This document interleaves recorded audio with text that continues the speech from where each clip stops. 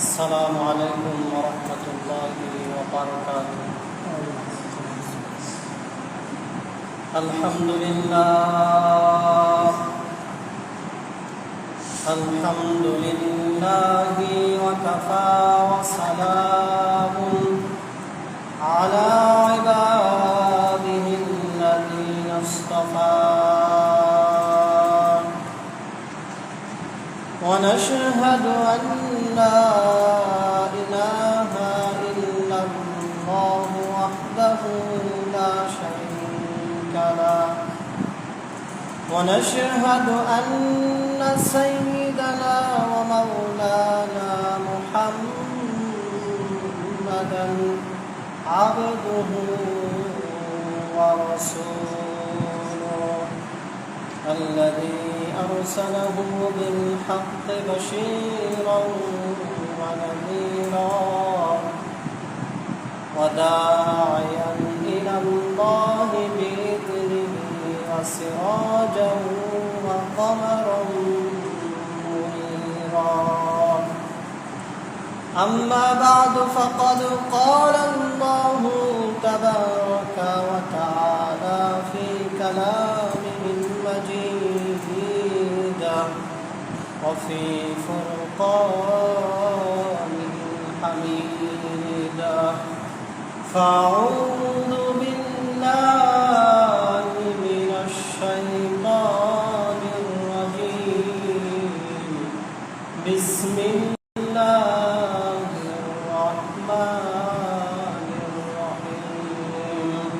واتقوا يوما ترجعون فيه إلى الله. وقال أيضا ففروا إلى الله إني لكم منه نذير مبين. وقال تعالى في شان حبيبه إن الله وملائكته يصلون على النبي يا أيها الذين آمنوا صلوا عليه وسلموا تسليما. اللهم صل على محمد وعلى آل محمد كما صليت على إبراهيم وعلى آل إبراهيم إنك حميد مجيد. اللهم بارك على محمد وعلى آل محمد كما باركت على إبراهيم وعلى آل إبراهيم إنك حميد مجيد. الحمد لله. সমস্ত প্রশংসা আল্লাহ রাব্বুল আলামিনের দরবারে এবং দরুদ এবং সালাম বিশ্বনবী মুহাম্মদ রাসূলুল্লাহ সাল্লাল্লাহু আলাইহি ওয়াসাল্লামের শানে। আল্লাহ সুবহানাহু ওয়া তাআলার অগণিত নিয়ামত প্রতিনিয়ত আমাদের উপর, এবং এই মুহূর্তে আল্লাহ সুবহানাহু ওয়া তাআলা যত নিয়ামত দুনিয়ার মানুষদেরকে দিচ্ছেন তার মধ্যে শ্রেষ্ঠতম নিয়ামত হলো জুমার নামাজ করতে পারার নিয়ামত। দুনিয়ার সচ্ছলতা, অসচ্ছলতা, সুস্থতা, ধনাত্মতা, সুখ শান্তি, এগুলো তো নিয়ামত আমরা সবাই জানি, মানি, এবং সবাই নিয়ামত বলতে এগুলোকে আমরা চিনি। তবে এই নিয়ামতগুলো থেকেও দামি এবং অত্যন্ত দামি, স্থায়ী, চিরস্থায়ী নিয়ামত হলো আল্লাহ তাআলার বিধিবিধান পালন করতে পারা, ন্যায় আমল করতে পারা, নেকি অর্জন করতে পারা। কারণ এছাড়া যত ধরনের নিয়ামত আছে একসময় না একসময় শেষ হয়েই যাবে। তো ন্যায় আমল করতে পারা নিয়ামত এবং ন্যায় অর্জন করতে পারা নিয়ামত এমন নিয়ামত যেটা কখনোই শেষ হবে না। এই নিয়ামতের জিম্মাদার সংরক্ষণের একমাত্র আল্লাহ সুবহানাহু ওয়া তাআলা নিজের কাছে। আল্লাহ কোরআনের একাধিক আয়াতের মধ্যে এই কথাগুলো যে বান্দা যত নেক আমল করবে এই সবগুলো আল্লাহর কাছে অবশিষ্ট হিসেবে থেকে যাবে। এছাড়া দুনিয়াবি যত নাজ নিয়ামত আছে এগুলো একসময় শেষ হয়ে যাবে, কিন্তু নেক আমল করতে পারার যে নিয়ামত বান্দা করবে সেটা আল্লাহ সুবহানাহু ওয়া তাআলা সংরক্ষণে থেকে যাবে। মুহতারাম হাজিরিন, খুতবাতে পবিত্র কোরআনের দুইটি আয়াত, একটি আয়াতের অংশ বিশেষ এবং অন্য আরেকটি আয়াতের পুরোটুকু তেলাওয়াত করেছি। এই আয়াতগুলোতে আল্লাহ সুবহানাহু ওয়া তাআলা আমাদেরকে একটা ভয় দেখাইছেন এবং আমাদেরকে একটা কথা স্মরণ করাই দিয়েছেন।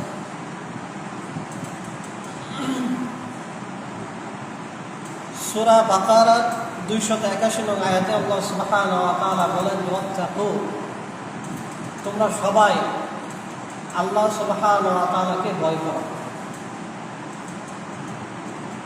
আল্লাহ সুবহানাহু ওয়া তাআলা এখানে জমা তথা বহুবচনের শব্দ ব্যবহার করেছেন। ওয়াত্তাকু ইয়াওমান, ওই দিনটাকে তোমরা ভয় করো। তুরজাউনা ফীহি ইলাল্লাহ, যেই দিন তোমরা আল্লাহর কাছে প্রত্যাবর্তন করবে।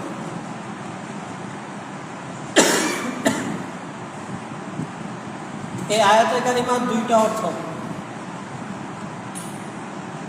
আল্লাহকে ভয় করো ওই দিন যেদিন তোমরা আল্লাহর কাছে প্রত্যাবর্তন করবে। প্রথম অর্থ হলো প্রত্যেকটা মানুষের মৃত্যুর দিন, কারণ আল্লাহর কাছে যাওয়ার এটা একটা প্রাথমিক ধাপ। আর চূড়ান্ত পর্যায়ের দিন হলো ওয়াত্তাকু ইয়াওমান, ইয়ানি ইয়াউমাল কিয়ামা, অর্থাৎ কিয়ামত দিবসকে ভয় করো, যেই দিন তোমরা আল্লাহর কাছে সমবেত হবে, প্রত্যাবর্তন করতে হবে তোমাদেরকে।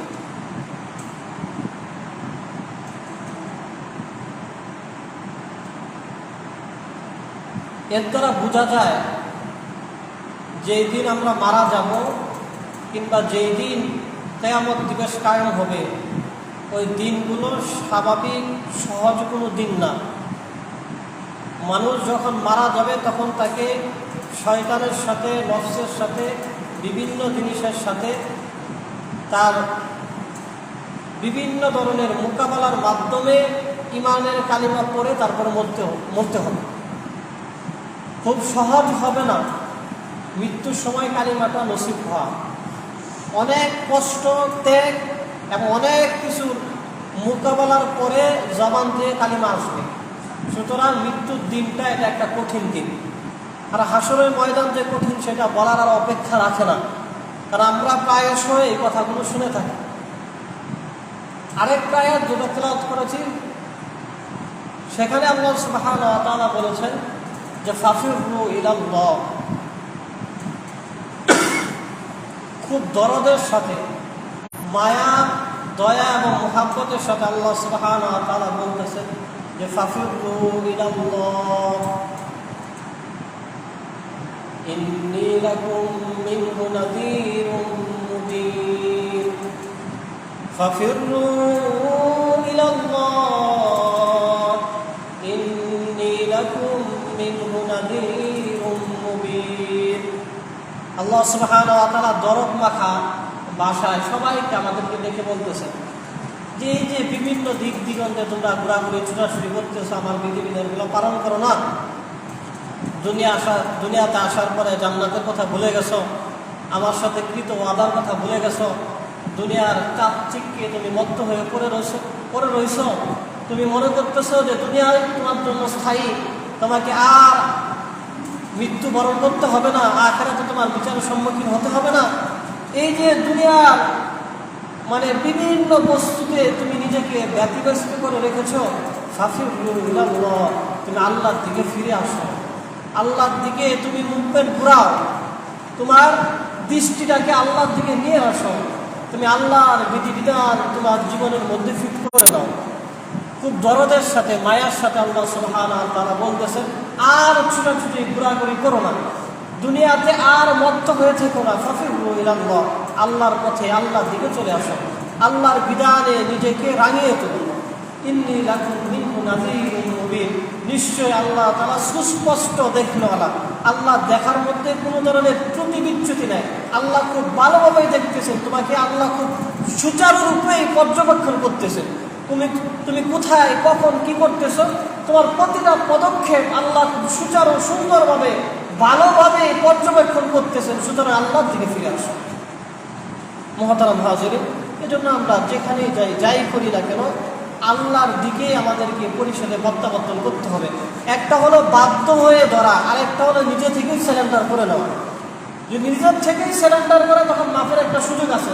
আর যদি অনেক দৌড়ানোর করে ধরা হয় তখন তো আগে 2-4টা কিল ঘুষি দেওয়ার পরে জিজ্ঞেস করতে দৌড়ালি কেন। এজন্য আল্লাহ আমাদেরকে দরদের সাথে বলতেছেন আমার দিকে চলে আসে। আল্লাহ সুবহানাহু ওয়া তাআলা যেন আমাদের সবাইকে আল্লাহর বিধান জীবনের প্রতিটা পদক্ষেপে আল্লাহর পাকড়াও আসার আগেই যেন আমরাই আল্লাহর বিধানের দিকে চলে আসি, সেই তৌফিক যেন আল্লাহ আমাদের সবাইকে দান করে। সবাই বলে আমিন। মুহতারাম হাজিরিন, আপনারা অবগত আছেন যে আমরা বিগত প্রায় 6 জুমাতে একটা নির্দিষ্ট বিষয় মাফাতিহুর রিজক, রিজিকের দরজাসমূহ বা যে আমলের মাধ্যমে রিজিক পাওয়া যায় সেই আমলগুলো সম্পর্কে বলা হচ্ছিল। ইতিপূর্বে 6টি জুমাতে 9টি আমলের কথা বলা হয়েছে। আজকে ইনশাআল্লাহ 2টি আমলের কথা বলা হবে। আজকে প্রথম যে আমলের কথা বলা হবে 10ম নম্বর আমল, যে আমলের মাধ্যমে আল্লাহ সুবহানাহু ওয়া তাআলা বান্দাকে রিজিক দান করেন, সেটা হলো আল মুতাবিআতু বাইনাল হজ্জ ওয়াল উমরাহ, অর্থাৎ হজ এবং উমরা ধারাবাহিকভাবে আদায় করা। হজ এবং উমরা ধারাবাহিকভাবে আদায় করা। যদি কোনো ব্যক্তি হজ এবং উমরা ধারাবাহিকভাবে আদায় করে, একটার পর একটা লাগাতারভাবে এরকম আদায় করে, তাহলে আল্লাহ সুবহানাহু ওয়া তাআলা তার রিজিকের ব্যবস্থা দান করবেন। সুবহানাল্লাহ। ব্যাখ্যার মধ্যে আসে এরকম, ইযা হাজ্জাতুম ফাআতামিরু ওয়া ইযা তামারতুম ওয়া হাজ্জু। হতে পারে আগে তোমরা হজ করবে তারপর উমরা করবে, বা এমনও হতে পারে আগে উমরা করবে তারপরে হজ করবে। ধারাবাহিকতার মধ্যে কোনো বাধ্যবাধকতা নাই যে আগে হজ করতে হবে পরে উমরা করতে হবে, এটা বাধ্য, কিংবা আগে উমরা করতে হবে পরে হজ করতে হবে, এমন না। যেভাবেই করুক, আগে হজ করুক পরে উমরা করুক, বা আগে উমরা করুক পরে হজ করুক, যেভাবেই করুক, ধারাবাহিকভাবে যদি কেউ এই 2টা আমল সম্পন্ন করে আল্লাহ সুবহানাহু ওয়া তাআলা তাকে রিজিক দান করবেন।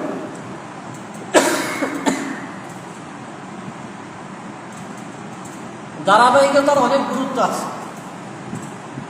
যেরকম রমজানের পরপর জুমাগুলোতে বা রমজানের শেষ জুমাতে বলা হয় যে যদি কোনো ব্যক্তি রমজানের রোজা রাখার পরে এই রোজার পরবর্তী মাসে শাওয়াল মাসে আবার 6টা রোজা রাখে, রমজান মাসে 30 বা 29, শাওয়াল মাসে 6 রোজা যদি কোনো ব্যক্তি পালন করে তাহলে সে সারা বছর রোজার ছাপ পায়।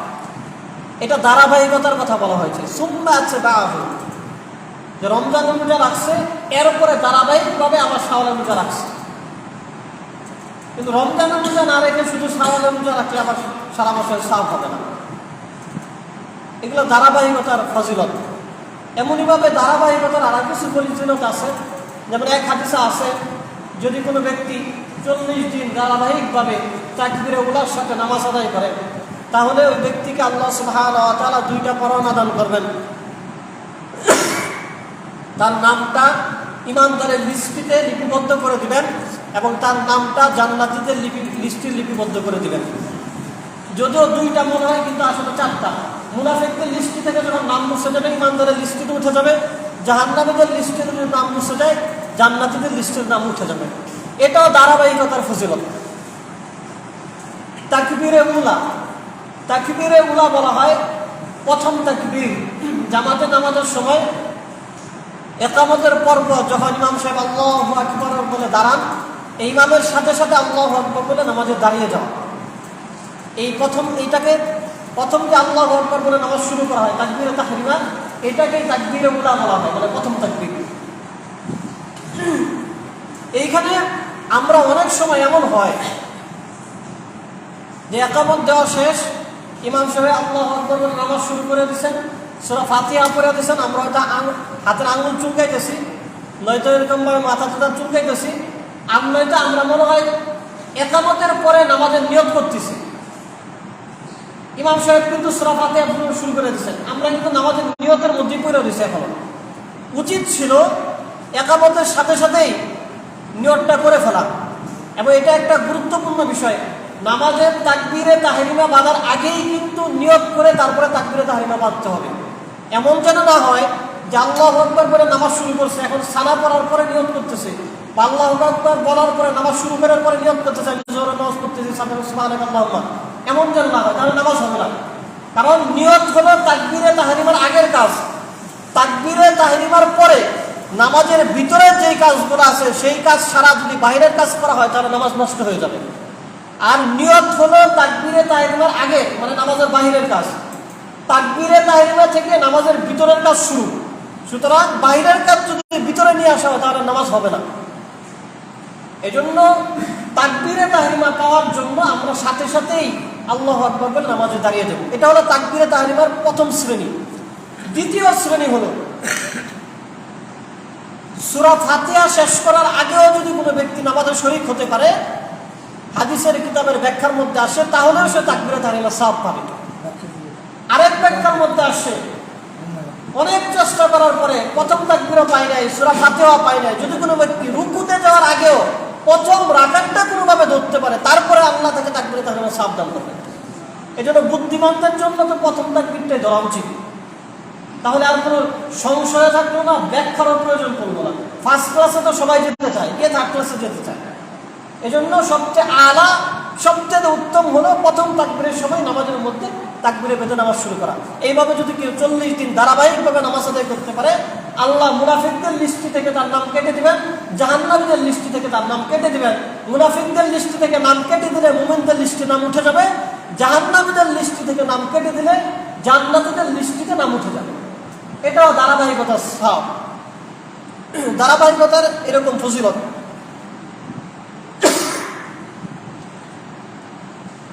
তিরমিজি শরীফ সহ নাসাই শরীফ, ইবনে মাজাহ শরীফ, সহিহ ইবনে খুজাইমা, ইবনে হিব্বান সহ অনেকগুলো হাদিসের কিতাবের মধ্যেই হাদিসটা আসছে যে ধারাবাহিকভাবে উমরা এবং হজ করলে আল্লাহ তাকে রিজিক দান করবেন। সহিহ তিরমিজি শরীফের মধ্যে ইমাম তিরমিজি রাহমাতুল্লাহ আলাইহি একটা বাব, একটা শিরোনাম কায়েম করেছেন এভাবে, বাবু মা জাআ ফি সাওয়াবিল হজ্জ ওয়াল উমরা, অর্থাৎ এই অধ্যায়ের মধ্যে উমরা এবং হজ করার সওয়াব সংক্রান্ত হাদিস বর্ণনা করা হবে। সেখানে আব্দুল্লাহ ইবনে মাসউদ রাদিয়াল্লাহু আনহু একটি হাদিস তিনি নিয়ে এসেছেন। তিনি বলেন, ক্বালা রাসূলুল্লাহ সাল্লাল্লাহু আলাইহি ওয়াসাল্লাম, ইবনে আব্বাস রাদিয়াল্লাহু আনহু বলেন, নবীজি বলেছেন, তাবিউ বাইনাল হজ্জ ওয়াল উমরাতি ফাইন্নাহুমা ইয়ানফাআনিল ফাকরা ওয়াজ যুনুব। যে ব্যক্তি ধারাবাহিকভাবে হজ এবং উমরা আদায় করবে, ফাইন্নাহুমা ইয়ানফিয়ানিল ফাকরা ওয়াজ যুনুব, তার গুনাহ এবং দারিদ্রটাকে এইভাবে দূর করে দেওয়া হবে। কিভাবে? কামা ইয়ানফিয়াল কিরু খাবাসাল হাদিদি ওয়াল যাহাবি ওয়াল ফিদ্দা, যেরকম ভাবে স্বর্ণ, রূপা বা লোহার মধ্যে ময়লা জমলে কামারের মাধ্যমে বা স্বর্ণকারের মাধ্যমে, পানির একটা ব্যবহারের মাধ্যমে স্বর্ণের ময়লা, রূপার ময়লা কিংবা লোহার ময়লাগুলোকে দূর করা হয়, দূরীভূত করে দেওয়া হয়, একদম স্বর্ণটাকে পরিষ্কার পরিচ্ছন্ন করে দেওয়া হয়, রূপটাকে পরিষ্কার পরিচ্ছন্ন করে দেওয়া হয়। কামারের কাছে যাওয়ার পরে সে লোহার জিনিসটাকে পরিষ্কার পরিচ্ছন্ন করে দেয় এক ধরনের পানির মাধ্যমে, একটা ব্যবস্থাপনার মাধ্যমে। অনুরূপভাবে যে ব্যক্তি ধারাবাহিক হজ এবং উমরা আদায় করবে, তার গুনাহ এবং তার দারিদ্রটাকে আল্লাহ ওইভাবে দূরীভূত করে দিবেন। সুবহানাল্লাহ।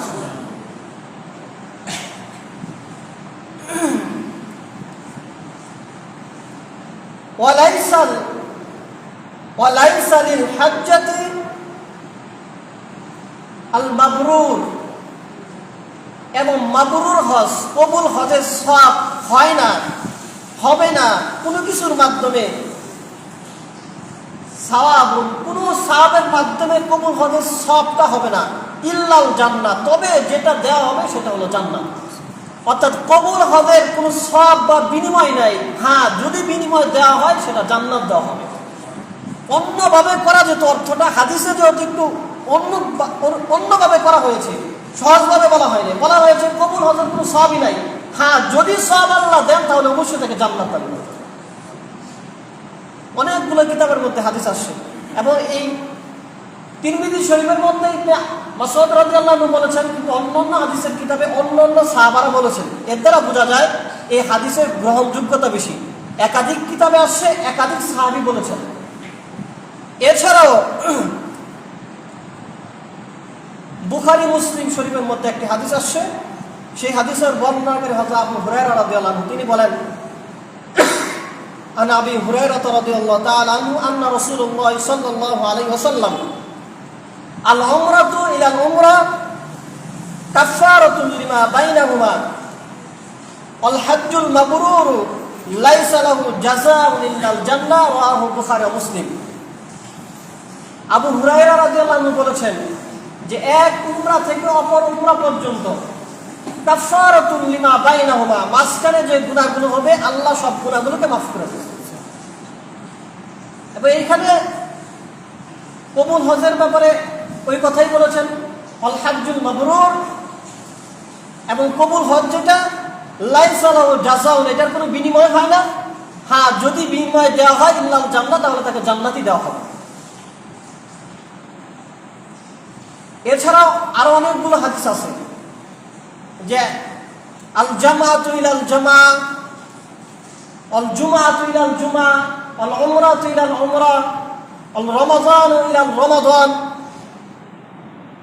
কাফফারাতুন লাহুন্না, যে এক জুমা থেকে অপর জুমা, এক উমরা থেকে অপর উমরা, এক রমজান থেকে অপর রমাদান, এই মধ্যবর্তী সময়ে যে ছোটখাটো গুনাহগুলো হয়, বা এক ফরজ নামাজের জামাত থেকে অপর ফরজ নামাজের জামাত পর্যন্ত মধ্যবর্তী সময়ে অনিচ্ছাকৃত বা কোনো অসচেতনতার কারণে যে গুনাহগুলো হয়, এই গুনাহগুলো মাফ না চাইলেও আল্লাহ এমনিতেই মাফ করে দেন। যেহেতু ওই ব্যক্তি আল্লাহর একজন দায়িত্বশীল কর্মচারী, সে একটা ফরজ নামাজ পড়ছে, আবার একটা ফরজ নামাজ পড়লো, এক রমজান রোজা রাখছে, আবার আরেক রমজান রোজা রাখলো, একটা উমরা করছে, আবার একটা উমরা করলো, এক জুমায় জুমার নামাজ পড়ছে, আবার অপর জুমায় জুমার নামাজ পড়ছে, তার মানে সে একজন ভালো কর্মচারী, সে তার মালিকের দায়িত্বটা যথাযথ পালনের চেষ্টা করে। সুতরাং মাঝখানে যদি ভুল ত্রুটি হয়, ত্রুটি বিচ্যুত হয়, এটা তো মালিক পক্ষ মাফ করেই দিবেন। আল্লাহ এই হাসানটা ওই বান্দাকে করে থাকেন। মুহতারাম হাজিরিন, এই হজ এবং উমরা নিয়ে একটি দীর্ঘ হাদিস